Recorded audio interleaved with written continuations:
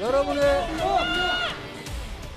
우리 목포 시민 여러분, 호남이 없으면 민주당이 없다. 호남이 없으면 이 나라 민주주의와 개혁과 미래가 없다. 맞습니까? 감사합니다. 열심히 하겠습니다. 감사합니다.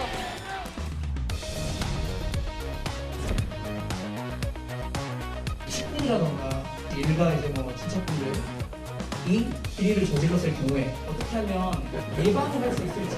이 현 정권 말고 다른 정권이 했던 것처럼 하면 됩니다.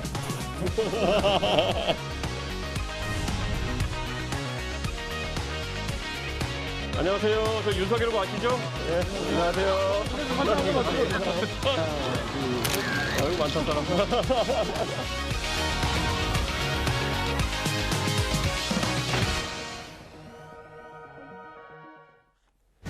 예, 금요일 뉴스 탑10은 바로 여기부터입니다. 먼저 윤석열 후보입니다. 윤석열 후보가 최근 선대위 구성을 놓고 꽤 골머리를 앓으면서 최근 시민들과 접촉할 일이 그리 많지 않았었습니다. 어제 저녁에 오랜만에 모교인 서울대와 청년들이 붐비는 신림동 순대타운을 깜짝 방문했는데요. 화면을 좀 더 길게 만나보겠습니다.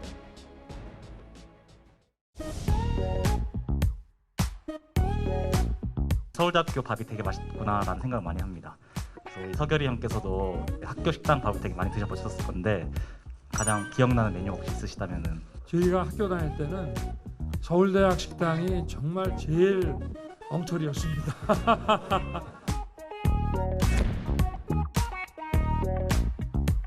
안녕하세요. 저 윤석열이라고 아시죠? 네, 안녕하세요.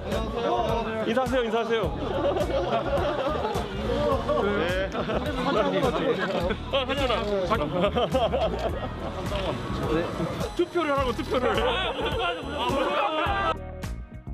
안녕하세요. 누군지 모르나 보다. 누군지 몰라? 우리 여기 가서 뭐 좀 먹을까? 안녕하세요.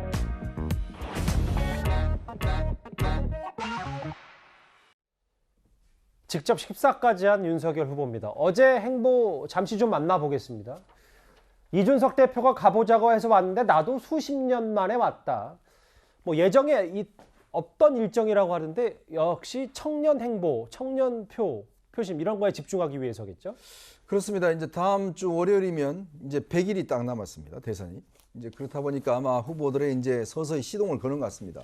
이미 뭐 이재명 후보는 뭐 지방을 계속 돌고 있고요. 윤석열 후보 같은 경우도 지금 사실 선대위 구성 때문에 굉장히 일정 자체가 별로 없었어요. 어제 같은 경우는 이제 서울대에서 열린 청년 국민회의 행사 관련해서 거기서 학생들하고 이제 질의응답을 하고 근데 가려고 그러는데 이준석 대표가 아니 그러시면 여기 밑에 가서 순대라도 먹고 가자. 그래서 밤 10시가 지금 넘었습니다. 저 시간대가. 그래서 갑자기 약속을 해서 이제 내려가서 저렇게 일반인들, 청년들과 함께 사진 찍는 모습인데요.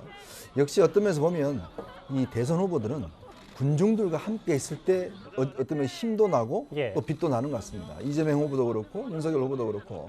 그러니까 아마 이제 저렇게 청년들과 자연스럽게 어울리면서 사실 이번 선거 같은 경우는 핵심이 결국은 2030의 민심을 누가 먼저 잡느냐 거기에 달려 있거든요.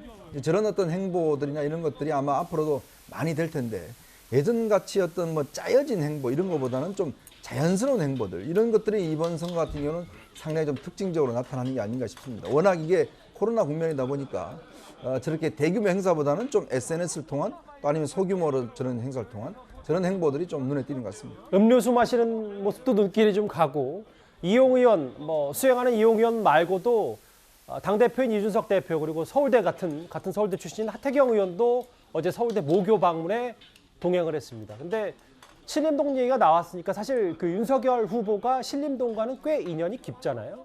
네, 그렇습니다. 사실 신림동은 그 고시 공부를 해본 사람이라면 뭐 저도 이제 사법시험 출신이기 때문에 고시 공부해본 사람들은 다 추억이 있는 곳이기는 하죠. 특히 이제 윤석열 후보 같은 경우에는 이제 사법시험을 구수를 했던 것으로 유명하기 때문에 뭐 신림구동에서 굉장히 오랫동안 좀 공부를 했었던 것으로 알려져 있습니다. 뭐 한간에 의하면 뭐 술도 좋아하고 사람도 좋아해서 거기서 이제 후배들과 토론도 많이 하고 그러다 보니까 시험 합격이 늦어졌다 뭐 이제 이런 얘기도 있는데 뭐 아무래도 개인적으로 되게 감회가 새로웠을 것 같습니다. 여기까지가 스케치입니다. 이제 본론을 좀 시작해 볼까요? 어제 서울대 학생들은 윤석열 후보에게 날카로운 질문을 던지기도 했습니다. 윤석열 후보께서 대선 후보로서 이제 인지도로 쌓을 수 있었던 가장 큰 계기 중에 하나가 조국 사태라고 저는 생각을 하는데요. 혹시 측근이라던가 일가 이제 뭐 친척분들 대통령이 되셨을 때 비리를 저질렀을 경우에 예방을 할 수 있을지 어떤 식으로 대처를 하실지에 대해서 여쭙고 싶습니다. 저도 뭐 검사 생활하면서 약 한 20년 정도를 대통령 측근이나 권력형 비리에 대한 이 사정 업무를 잘 해왔는데 이 현 정권 말고 다른 정권이 했던 것처럼 하면 됩니다. 우리 전직 대통령들 보면 문민정부나 또 국민의 정부나 또 노무현 정부나 이명박 정부나 다 자식이든 뭐 측근이든 비리를 저지르면은 다 사법 처리가 됐습니다. 유난히 하여튼 이 정부 들어와서는 좀 이해하기 어려운 일들이 막 벌어지고 있는 겁니다. 어제 저 말이요. 측근 비리 터지면 어떡하겠냐고 했더니 현 정권처럼만 안 하면 된다. 문재인 정권에서는 이해하기 어려운 일들이 벌어졌다. 저 얘기를 좀 강조했습니다. 저게 이제 윤석열 후보의 가장 본캐죠. 본 캐릭터죠. 그러니까 실제로 검사 생활을 해오면서 권력 비리, 거악 척결, 그다음에 특히 전직 대통령까지 구속을 했던 그런 사람이고, 그리고 문재인 정부 들어서 살아있는 권력인 문재인 정부 자체와 또 싸웠던 사람이기 때문에 범죄가 있으면 처벌한다. 잘못이 있으면 처벌한다. 이런 기본적인 관점과 원칙이 뚜렷한 사람이 바로 윤석열 후보의 정치적 자산입니다. 그래서 아마도 저 학생은 이제 사실은 조금 더 좀 곤란한 질문으로 그러면 윤석열 후보 대통령이 됐을 때 측근이나 가족들 비리는 어떻게 할 거냐라고 물어보니까 전 명답 중에 명답이라고 생각합니다. 간단하면서도. 그러니까 이 정권처럼 안 하면 과거의 모든 정권은 사실은 YS 정부, DJ 정부, 노무현 정부, 이명박 정부 측근들이나 가족들이 다 감옥에 간 적이 있지 않습니까? 이제 그런 것들처럼 사실은 그 만사고화를 막론하고 사람들이 이 법 앞에는 평등하고 살아있는 권력이든 어떤 사람이든 법을 어겼을 때는 단호하게 처벌한다고 하는 그런 인식만 가지고 있으면 된다는 것을 간단하게 설명한 것이어서 저는 윤석열 후보가 정말 오랜만에 모교에 가서 본 캐릭터를 잘 찾아서 대답을 아주 잘했다고 생각합니다. 뭐 학생 질문의 밑바닥에는 뭐 장모 얘기라든지 뭐 부인과 관련된 앞으로 뭐 여러 가지 의혹에 대해서 그 질문을 한 것 같은데 한민수 수석께서는 이걸 어떻게 좀 받아들이셨습니까? 윤 후보가 뭐 속내가 어떤지는 모르겠는데 저는 우리 김 교수님하고 좀 다른 생각을 합니다. 저거 보면은 물론 뭐 저 윤 후보를 좋아하거나 지지하는 분들은 받아들일 수 있겠지만은 다른 쪽에서 볼 때는 선뜻 이해할 수 없는 발언인 것 같습니다. 왜냐하면요, 지금 문재인 대통령 같은 경우가 역대 대통령들과 다르게 집권 말기까지도 지금 40%대 지지율을 유지하는 것 중에 중요한 제가 볼 때 핵심적인 거 하나는 측근이나 친인척 비리가 없어요. 그건 뭐 많은 국민들이 인정하니까 그 부분에 대한 후한 점수를 주고 있는 거거든요. 그래서 현 정권처럼 안 하면 된다는 게 저게 마치 현 정권이 뭐 비리가 있는데 이렇게 뭐 했다, 눌러놨다, 감췄다 이런 의미인지는 모르겠습니다. 근데 그런 게 있으면 벌써 드러났겠죠. 그리고 윤 후보가 이제 지금 현 정권과 각을 세우기 때문에 저런 표현을 한 것 같은데요. 그러면 역으로 윤 후보를 지지하지 않는 쪽이나 여당 같은 경우 이렇게 던질 수 있을 것 같아요. 이른바 본부장 비리라고 본인과 부인과 장모 비리가 많은 분들이 의심하는 것 중에 하나가 윤 후보가 검찰에 계실 때, 특히 검찰의 고위직과 검찰총장이 있을 때 수사가 전혀 안 됐습니다. 된 게 없어요. 그리고 물러나니까 지금 수사들이 이루어지지 않겠습니까? 특히 뭐 주가 조작, 부인의 주가 조작 의혹 사건 같은 경우는 부인 말고는 그 주변에 계시는 분들이 모두 구속될 정도이기 때문에 저 말에 선뜻 동의하는 분들이 얼마나 있을까 이렇게 생각합니다. 알겠습니다. 어제 서울대에서 청년 얘기를 하다 보니까 자연스럽게 국민의힘 경선에서 경쟁했던 홍준표 의원에 대한 질문도 나왔습니다. 윤석열 후보 어떻게 답을 했을까요? 직접 들어보겠습니다.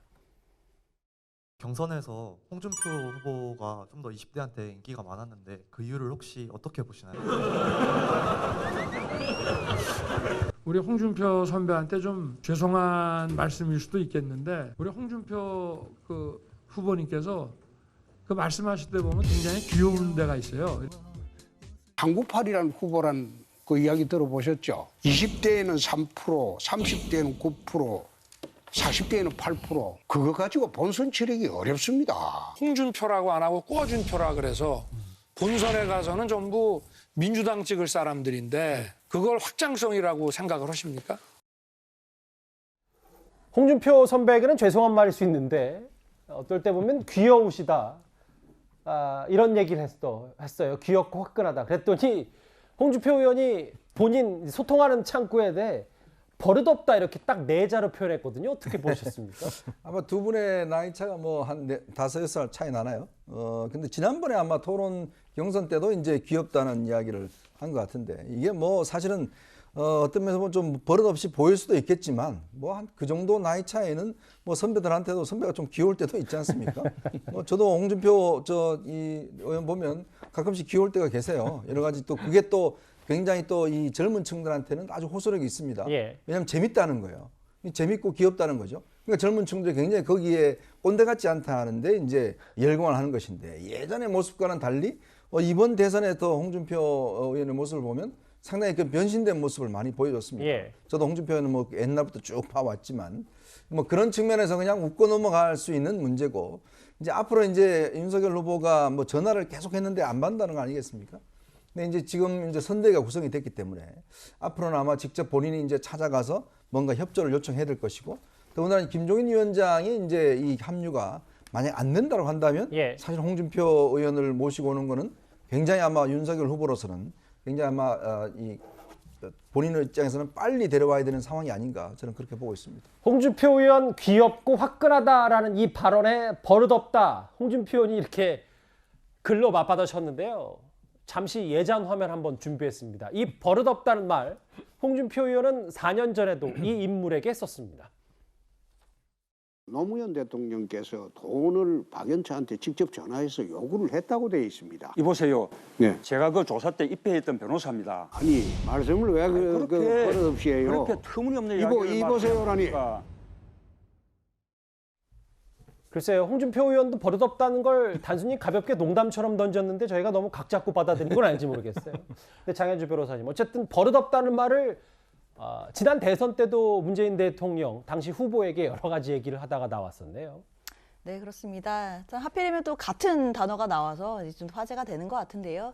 일단 홍준표 의원 입장에서는 지금 굉장한 불쾌감을 표시한 거로 보입니다. 일단 윤석열 후보를 마음으로는 정말 인정하지 않는 것 같기도 해요. 그 예전의 얘기 중에 뭐 조강지처를 버리고 새살림 차린들을 내가 따라가야 되냐 이런 말까지 했었거든요. 예. 그 얘기는 사실 당에서 20년 몇 년을 지켜왔던 본인보다 그리고 민심과 청년층에서 더 지지율을 더 많이 받은 본인보다 윤석열 후보, 외부에서 온 윤석열 후보를 택한 당에 대한 섭섭함의 또 표시이기도 하고 그리고 윤석열 후보와 사실 정책도 다르고 제가 할 일도 없다 이런 말까지 하면서 사실 선대위에 합류하는 것 자체는 좀 거의 불가능한 상황이 아닌가라는 진단이 나오고 있습니다. 예, 버릇없다는 말 이외에도 본인 소통 창구에 그러면 선대위 총괄 위원장을 맡아달라는 청년들의 질문 혹은 뭐 주문에 윤석열 후보와 정책도 다르고 제가 할 일 없다. 그래서 귀엽다는 말에 대해서 버릇없다고 맞받아친 건 아닌지 모르겠습니다.